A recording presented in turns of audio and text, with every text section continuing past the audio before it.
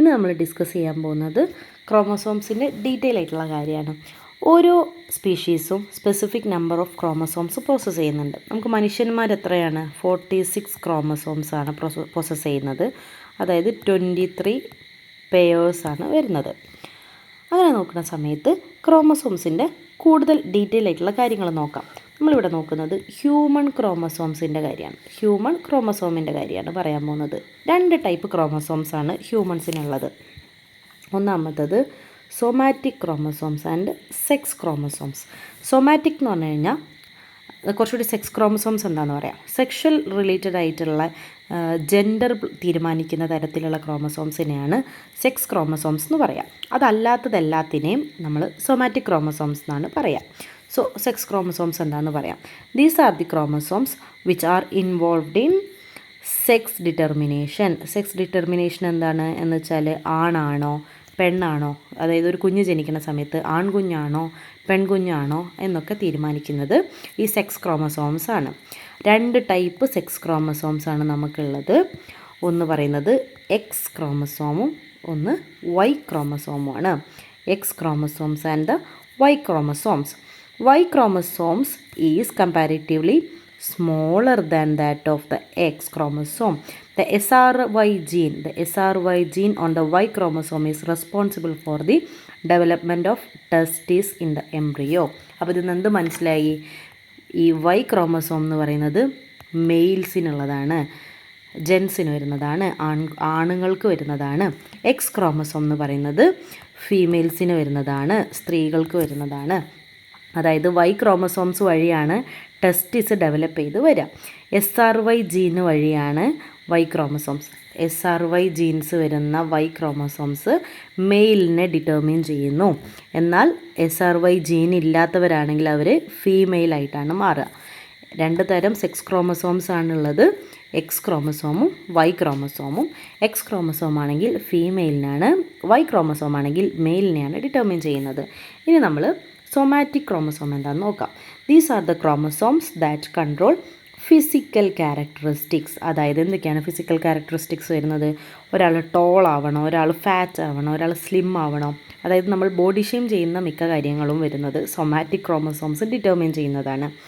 അവർ നമുക്ക് 22 പെയേഴ്സാണുള്ളത്. 22 പെയേഴ്സാണുള്ളത്.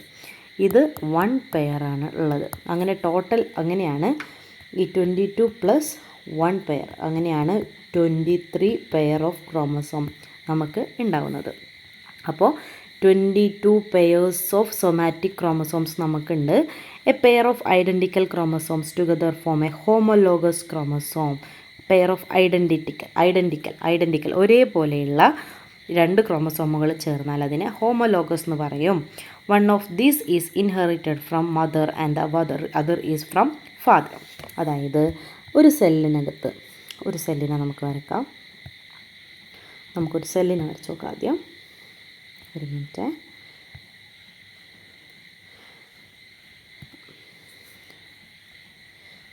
Okay, ഇതാണൊരു cell.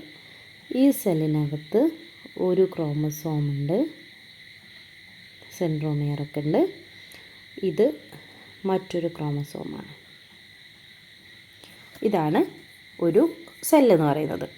ഇതിനെ രണ്ടിനെയും കൂടെ നമുക്ക് എന്ത് ചെയ്യാം, ഹോമോലോഗസ് ആണ്. വരച്ചപ്പോൾ കുറച്ച് വ്യത്യാസം ഉണ്ടെങ്കിൽ പോലും ഇവർ ഐഡൻറ്റിക്കലാണെന്ന് വിചാരിച്ചോളൂ. ഒരേപോലത്തെ ക്രോമസോംസ് ആണ്.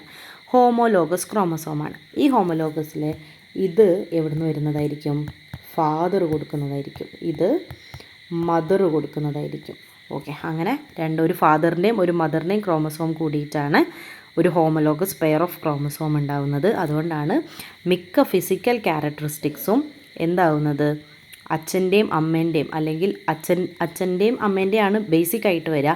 അവരുടെ ഉള്ളിലുണ്ടാവുന്നത് അവരുടെ അച്ഛൻ്റെ അമ്മേൻ്റെ ആയിരിക്കും. അങ്ങനെയാണ് മുത്തശ്ശൻ്റെയും മുത്തശ്ശിയുടെയും ഒക്കെ ഫിസിക്കൽ ക്യാരക്ടറിസ്റ്റിക് കാണാനുള്ള ഒരുപോലെ. കണ്ണ്, മൂക്ക്, ചെവി, സംസാരം, സ്വഭാവം ഒക്കെ നമുക്ക് ഇങ്ങനെ കൈമാറി വരാനുള്ള ഒരു റീസണ് ഹോമോലോഗസ് ക്രോമസോമിലുള്ള ഒരു പെയർ ഫാദറാണ് പ്രൊവൈഡ് ചെയ്യുന്നതെന്നുണ്ടെങ്കിൽ ഒരു പെയർ മദറായിരിക്കും പ്രൊവൈഡ് ചെയ്യുന്നുണ്ടാവുക.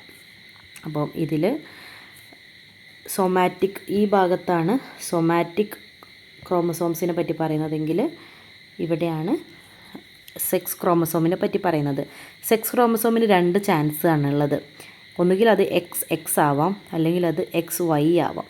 XX ആണെങ്കിൽ എന്തായി, അതൊരു ഫീമെയിൽ കുട്ടിയായി. XY ആണെങ്കിൽ അതൊരു മെയിൽ കുട്ടിയായി. അതായത് ഇതൊരു പെൺകുട്ടിയായിരിക്കും, ഇതൊരു ആൺകുട്ടിയായിരിക്കും.